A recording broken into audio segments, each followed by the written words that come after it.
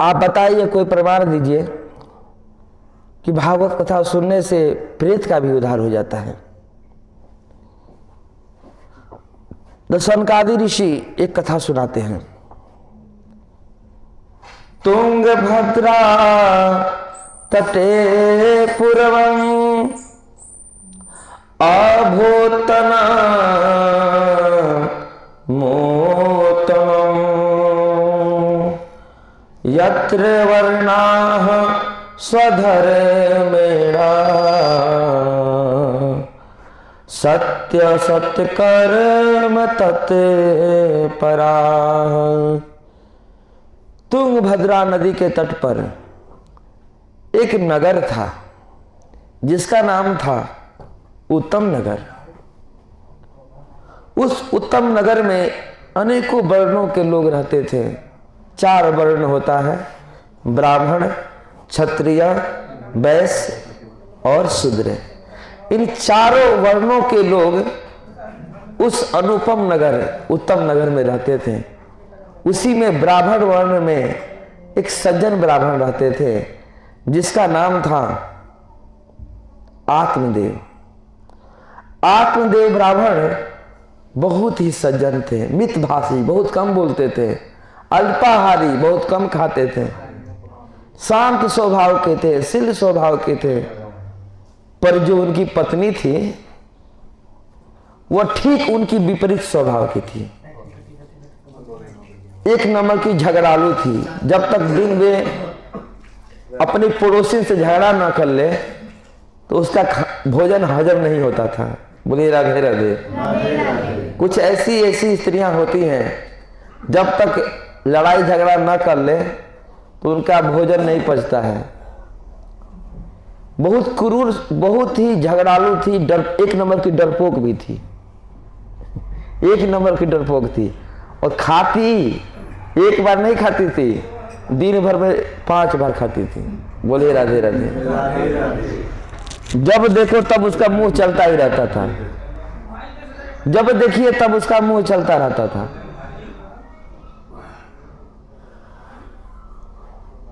आत्मदेव जो ब्राह्मण थे धन्य धान्य से संपन्न थे, धन दौलत की कमी नहीं थी, लेकिन एक बात का उनके मन में दुख था, उनकी कोई संतान नहीं थी। यही सोच सोच करके वह बहुत टेंशन में रहते थे। यहां तक कि उनके घर में एक गाय थी, वह भी बांझिन थी। तुलसी जी का पौधा कभी हरा भरा नहीं रहता था, तुलसी का बिरवा सूख जाता था। कुछ पास पड़ोस के लोगों ने कहा कि हो ना हो तुम्हारे पितर तुम्हारे पर नाराज हैं, देवी देवता तुम पर नाराज हैं, तुम पूर्व जन्म में कोई पाप किए हो, इसलिए ऐसा तुम्हारे साथ हो रहा है। आत्मदेव जी को बड़ी गलानी हुई कि ऐसे जीवन को धिक्कार है। वहां का माइक बंद कर दीजिए। ऐसे जीवन को धिक्कार है, धन रह करके ही क्या करेगा जब मेरी कोई संतान ही नहीं है। मुझे तो चुल्लू भर पानी में डूबकर मर जाना चाहिए, मैं अब जिंदा नहीं रहूंगा, मैं अन्न खाना छोड़ दूंगा और निराहार रह करके बिना जलपान किए मैं अपने इस भौतिक शरीर का त्याग कर दूंगा। ये सोच करके उस ब्राह्मण ने वन की तरफ प्रस्थान किया, अपना प्राण त्याग करने के लिए जंगल में चले गए। एक संत मिल गए, उनकी दशा पर उन संत महात्मा को दया आ गई। उन महात्मा से अपना दुख का पूरा पूरा कारण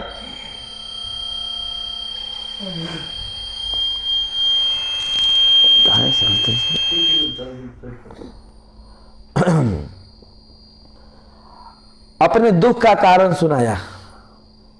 ब्राह्मण ने अपने दुख का कारण उनको सुनाया कि मैं क्यों दुखी हूं।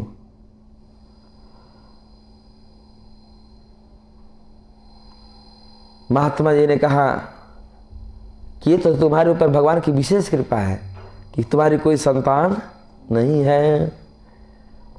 लो कर लो बात। महात्मा मिलते हैं तो उपदेश सुनाना शुरू कर देते हैं। महात्मा जी ने कहा कि हे आत्मदेव ब्राह्मण, मैं तुम्हारी ललाट की रेखा को देख करके बता रहा हूं कि एक जन्म में नहीं 7 जन्मों तक तुम्हें पुत्र की सुख की प्राप्ति नहीं होगी, तुम्हें पुत्र प्राप्त होगा ही नहीं। और रही बात कि तुम्हारी कोई संतान नहीं है, तो ये तुम्हारे ऊपर भगवान की विशेष कृपा है। यदि संतान हो जाएगी तो उसमें तुम्हारी आसक्ति हो जाएगी और तुम घर गृहस्थी को छोड़ नहीं पाओगे, वृंदावन जा नहीं पाओगे भगवान का भजन करने के लिए। ये तो बहुत अच्छी बात है कि तुम अब निश्चिंत हो। तुम्हारी केवल एक पत्नी है, उसी में तुम्हारी आसक्ति है, उस आसक्ति को त्याग दो और वृंदावन में जाकर के भगवान श्री कृष्ण को अपना पुत्र मान लो और उन्हीं का भजन करो। क्योंकि सन्यास में ही हर प्रकार का सुख है। रे मुंचाज कुटुंबासां संन्यासे सर्वथा सुखं पुत्रादिशोकहीनोऽयं संन्यासः शुष्क एव हि गृहस्थः सरसो लोके पुत्र पौत्र समन्वितः। संत समझा रहे हैं कि विवेक का आश्रय लो और इस संसार की वासना को त्याग दो। संसार में कहीं कुछ नहीं रखा है। जिस पुत्र की तुम्हारे मन में लालसा है, वही जब बेटा बड़ा हो जाएगा ना तो तुमको छोड़ देगा और अपनी पत्नी को लेकर के परदेश चला जाएगा। बोलिए राधे राधे। आज ज्यादा बोलोगे ना तो बोलेगा अरे बूढ़ा, तेरी बुद्धि सटिया गई है, तुमको ही पता है कंप्यूटर युग आ गया, तुम तो पुराने जमाना के हो। उल्टा तुमको ही डांटने लगेगा। ज्यादा बोलोगे तो डंडा भी मारेगा। इससे अच्छा है कि कृष्ण को बेटा मान लो और कृष्ण ही तुम्हारा साथ देंगे और दुनिया में कोई अपना साथ देने वाला नहीं है। लेकिन आत्मदेव जी को उन महात्मा जी की बात समझ में नहीं आई। नाश काले विपरीत बुद्धि, जब नाश मनुज पर छाता है तो पहले विवेक मर जाता है, पहले विवेक मर जाता है। कम मोबाइल दे दीजिएगा। अरे वो नहीं, उनका पहले विवेक मर जाता है। जब नाश मनुष्य पर छाता है पहले विवेक मर जाता है। आत्मदेव जी कहते हैं कि आप मुझे प्रवचन मत सुनाइए, मुझे भी बहुत प्रवचन आता है, मैं ब्राह्मण हूं। आप मुझे जो बता रहे हैं कि सन्यास में ही हर प्रकार का सुख है, तो मुझे तो ऐसा लग रहा है कि सन्यासी का कोई जीवन है, उनका तो जीवन नीरस है, नीरस। अरे जिसके जीवन में पत्नी न हो, बेटा न हो, घरवाली न हो, वह कोई जीवन है? उनका तो जीवन नीरस है, बेकार है जीवन। अरे जीवन यदि सरस है, मधुर है, तो वह तो गृहस्थ का है। घर में बहुरिया चल रही है, घरवाली है, बेटा है, बेटी है, तोतली बाणी में बोलते हैं तो कितना मधुर लगता है जब बेटा बेटी आकर के गोद में बढ़ जाते हैं, पापा, चाचा, तो कितना सुंदर लगता है। घर हरा भरा लगता है जब बेटा बेटी होते हैं, पतोह होती है। मेरे विचार से तो गृहस्थों का जीवन ही मीठा जीवन है, सरस जीवन है। जब नाश मनुष्य पर छाता है पहले विवेक मर जाता है, लेकिन जब शादी हो जाता है ना तब समझ में आ जाता है। शादी करने के बाद ही समझ में आता है कि घर गृहस्थी में कितना सुख है। गृह कार्य नाना जंजाला, जब घर गृहस्थी में फंसे गए ना, नाना प्रकार के जंजाल आकर के आपको घेर लेंगे, आपके मन को कि बस टेंशन टेंशन टेंशन हो जाएगा। जहाँ भगवान के नाम का चिंतन करना था वहाँ दुनियादारी का चिंतन होगा। बोलिए राधे राधे। आत्मदेव ब्राह्मण ने कहा कि यदि आप मुझे पुत्र होने का वरदान नहीं दे सकते हैं तो आप भी समझ लीजिए कि मैं हठी ब्राह्मण हूं। आपके चरणों में सिर पटक पटक करके अपना प्राण त्याग दूंगा, अपना आत्महत्या कर लूंगा। उन महात्मा को दया आ गई। उन महात्मा ने सोचा कि यह कहीं ब्राह्मण मेरे समक्ष मर जाएगा तो मुझे ब्रह्म हत्या का पाप लग जाएगा। तो तुरंत महात्मा जी ने अपना पीछा छोड़ाया, अपनी झोली में से एक फल निकाला और कहा कि ले जाकर के हे आत्मदेव ब्राह्मण, इसको अपनी पत्नी को खिला देना, तुम्हारा एक पुत्र होगा। लेकिन कह देना कि वह सत्य शौचादि नियमों का पालन करे। जब सत्य शौचादि नियमों का पालन करेगी और केवल एक टाइम भोजन करेगी, एक बार भोजन करेगी, पूजा करेगी, तभी जाकर के उसको एक संत स्वभाव का पुत्र प्राप्त होगा। बोलिए राधे राधे। आत्मदेव उस फल को लेकर के आए, अपनी पत्नी को दे दिए और अपने जजमान के यहाँ सत्यनारायण व्रत की कथा सुनाने चले गए। अब उनकी पत्नी एक नंबर की डरपोक मन में सोच रही है कि इस फल को खाऊं कि ना खाऊं। उसके गांव से कुछ ही दूर पर एक गांव था जहां उसकी बहन का विवाह हुआ था। एक दिन अचानक उसकी बहन उससे मिलने आ गई उसी दिन। तो धुंधली अपनी बहन से रो रो करके कहने लगी कि बहन मैं इस फल को नहीं खाऊंगी। बहना ने कहा क्यों नहीं खाओगी? तो कहती है अहो चिंता ममोत्पन्ना फलम चाहूं न भक्षय।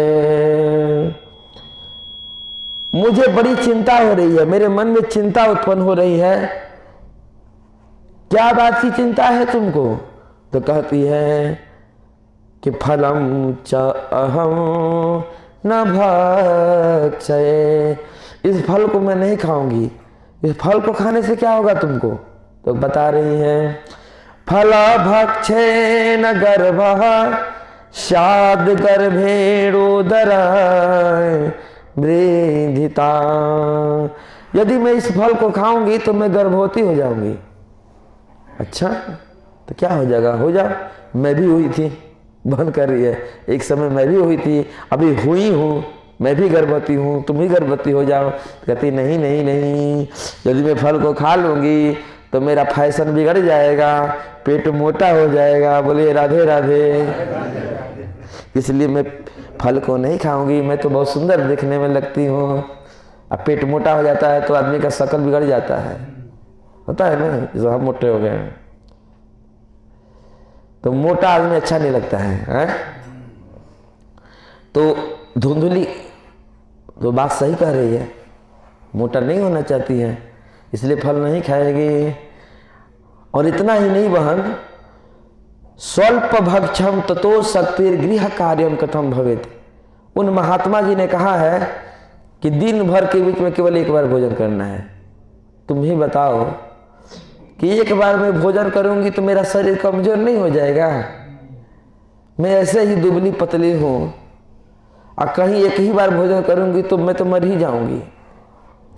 फल भक्षे न गर्भ सात गर्भेणोदर वृद्धिता स्वल्प भक्षम ततो शक्ति गृह कार्य कथम भवेत। और मैं कमजोर हो जाऊंगी तो घर का काम धंधा कौन करेगा? बोलिए राधे राधे। दैवाद घाटी ब्रजत ग्रामे पलायित गर्भिणी कथम। कभी कभी डाकू लोग आ जाते थे उस गांव में, तो सब लोग तो उस गांव को छोड़कर भाग जाते थे दूसरे गांव में। ये मन में सोच रही है कि यदि मेरा पेट बढ़ जाएगा तो मैं मोटा पेट लेकर कैसे भागूंगी? बोलिए राधे राधे। इसको डर लग रहा है कि मैं कैसे भागूंगी यदि डाकू लोग आ जाएंगे हमारे गांव में लूटपाट करने के लिए। सुख वन निवसित गर्भस्थम कुक्षे कथम उत्सृजेत। और मैं पंडित जी के मुख से कथा सुनी हूं, अपने स्वामी जी के मुख से, कि श्री सुखदेव गोस्वामी जो श्रीमद् भागवत के वक्ता हैं, परीक्षित को कथा सुनाए थे। तो सुखदेव गोस्वामी अपनी मां के गर्भ में केवल 9 महीना नहीं रहे थे। कितने दिन रहे थे? 12 साल। कितने साल? 12 महीना नहीं, 12 साल।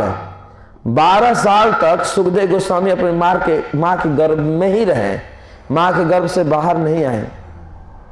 तो मैं भी सोच रही हूं कि कहीं मेरा भी बेटा मेरे गर्भ में 12 साल तक रह जाएगा तो फिर मेरा जीना दुर्लभ है, फिर मेरा मरना निश्चित है।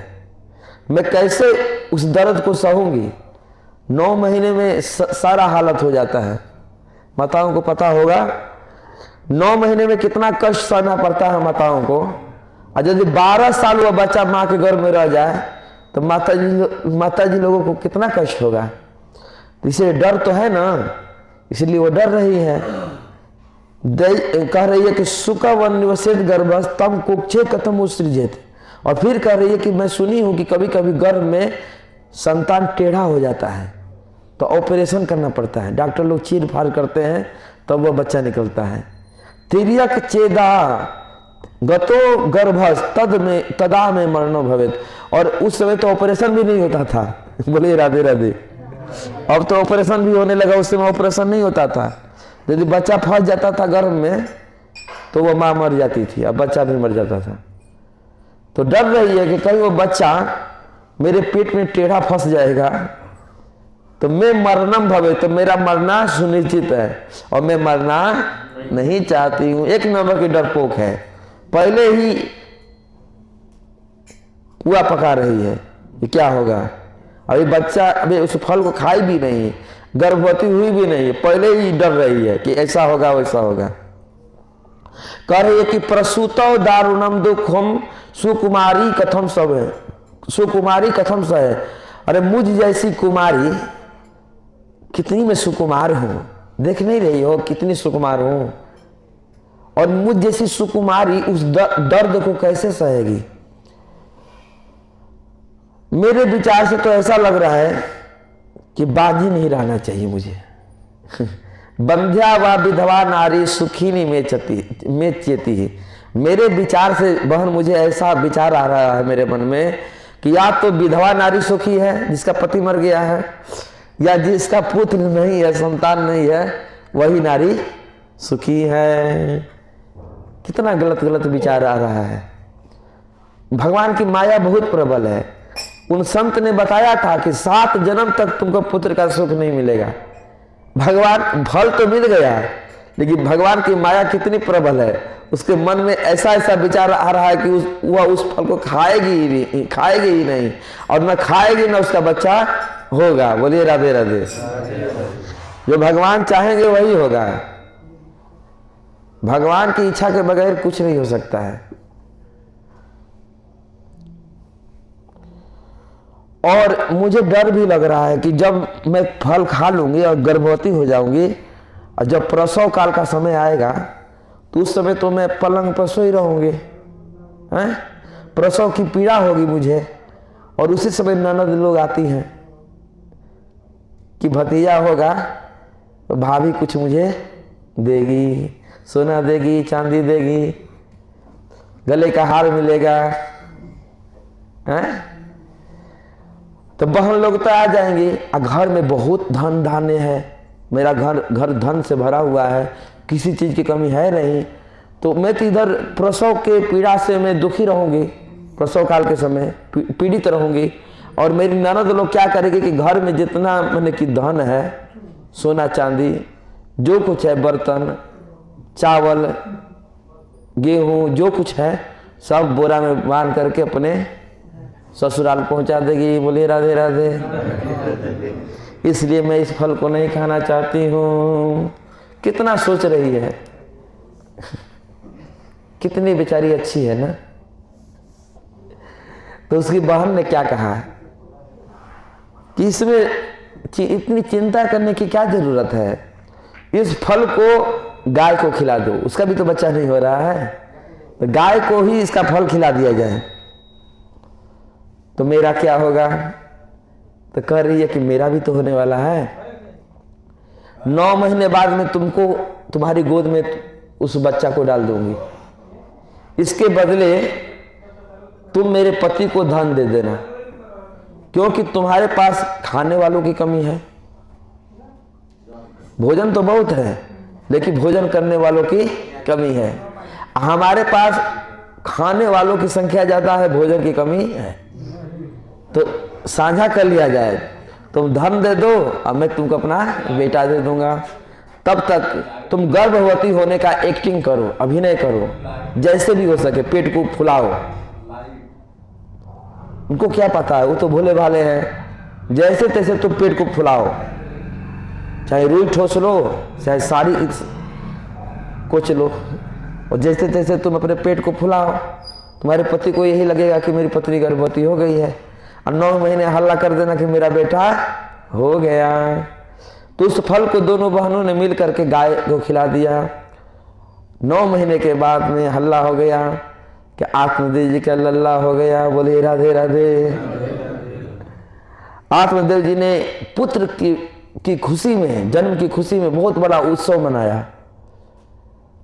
उनका पुत्र जो हुआ तो आत्मदेव जी ने मन में सोचा, आत्मदेव जी को तो ही पता कि मेरा बेटा हुआ है, तो आत्मदेव जी ने सोचा कि मेरा नाम है आत्मदेव, तो मैं अपने बेटा का नाम रखूंगा परमात्मा देव।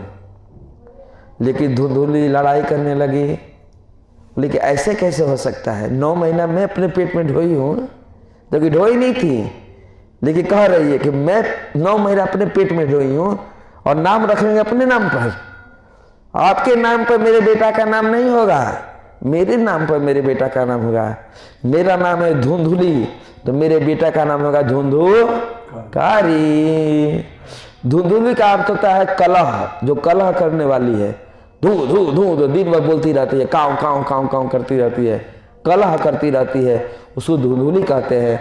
और कलह की प्रवृत्ति को जो बढ़ाने वाला है उसको धुंधुकारी कहते हैं। जैसी माँ वैसा बेटा, माँ जैसी है वैसा ही बेटा भी होगा। 3 महीने के बाद गौ माता ने, जो गाय थी घर में, उसने भी एक बच्चा को जन्म दिया। वह ऐसा बच्चा था कि जो बछड़ा नहीं था, केवल मात्र उसके जो कान थे वह बछड़े के कान के आकार के थे, पूरा शरीर मनुष्य के आकार का था। उस बच्चा को देखने के लिए दूर दूर से महात्मा लोग आए, क्योंकि गाय जो होती है ना, उसमें 33 कोटि देवी देवताओं का वास होता है। गाय ने ऐसे दिव्य पुत्र को जन्म दिया है तो भला कौन नहीं देखना चाहेगा, देखना चाहेगा कि नहीं। आश्चर्य होता है लोगों को कि ऐसा पुत्र को जन्म दिया कि पूरा मनुष्य का आकार है, केवल गाय का कान है बस। तो उस पुत्र का नाम आत्मदेव जी ने रख दिया गोकर्ण, जिसका कान गाय के कान जैसा है, उसका नाम क्या है, गोकर्ण। बड़े दूर दूर से महात्मा लोग आए उस पुत्र का दर्शन करने के लिए, उसका नामकरण हुआ। बोलिए गोकर्ण महाराज की जय। अब धुंधुकारी और गोकर्ण धीरे धीरे बड़े होने लगे, पर इनके स्वभाव में जमीन आसमान का अंतर हुआ। धुंधुकारी महाखला गोकर्ण पंडित।